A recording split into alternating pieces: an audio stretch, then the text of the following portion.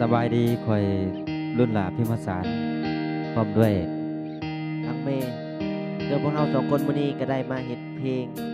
เพื่อระลึกถึงหมู่ครูที่เรียนนำกันในตอนนั้นที่ดงแม่นแล้วนายกาเมื่อได้ยินเพลงนี้หวังว่าหมู่เพื่อนทุกคนคงจะคิดเห็นความหลังเนาะจังว่าพวกเราได้ผ่านทุกข์ผ่านสุขมาพร้อมกันบางครั้งมีทั้งรอยยิ้มเสียงหัวน้ำตา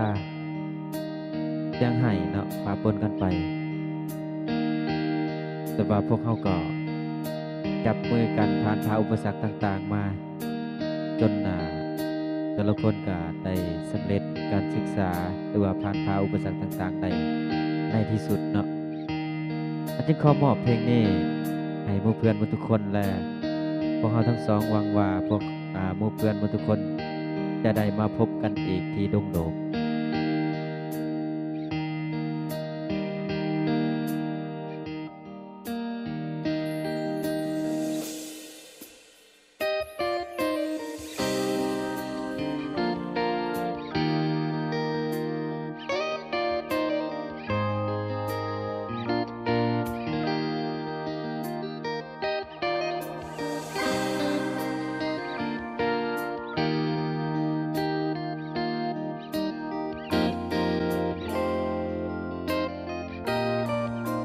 โบกมือบายบายความหมายนั้นคือลาก่อนจำจากโจรดินโดนที่เคยอาศัยจำใจลาเพื่อนพ้องต้องขอจากไปจดจำไว้น้ำใจและมิตรไมตรีเฮาพบกันจากกันเป็นธรรมดาการเวลานาทีภาคเฮาจากกันอย่าเสียใจอย่าน้อยใจจงสุขสันต์มีโอกาสจะพบกันอีกเพื่อนจากกันวันนี้นั้นมีความหมายยิ่งใหญ่เฮาจากกันไปแสนไกลจนสุดขอบฟ้าจดและจำวันดีๆที่ผ่านมาเอาขอสัญญาจะกลับมาหาเพื่อนอาจพังสิ่งใดให้อภัยอย่าถ่ายทอดอย่าแง่งอนอย่าเกียดสังจงถอมใจสิ่งดีๆนับจากนี้จดจำไว้จงภูมิใจที่เฮาพบกันเพื่อน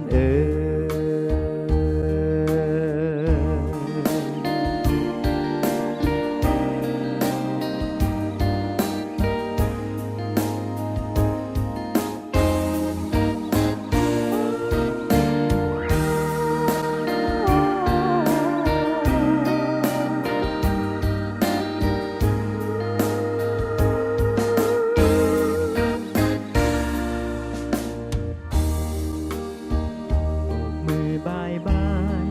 ความหมายนั้นคือลาก่อนจำจากโจรดินดอนที่เคยอาศัยจำใจลาเพื่อนพ้องต้องขอจากไปจดจำไว้น้ำใจและมิตรไมตรีเราพบกันจากกันเป็นธรรมดา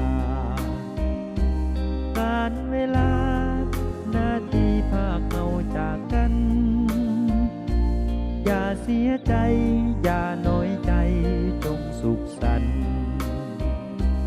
มีโอกาสจะพบกันอีกเพื่อนจากกันวันนี้นั้นมีความหมายยิ่งใหญ่เฮาจากกันไปแสนไกลจนสุดขอบฟ้าจดและจำวันดีๆที่ผ่านมาขอ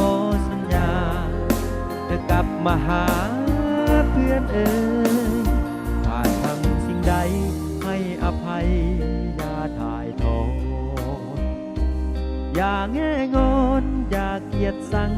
จงถอมใจ สิ่งดีๆนับจากนี้จดจำไว้ จงภูมิใจที่เฮาพบกันเพื่อนเอ๋ย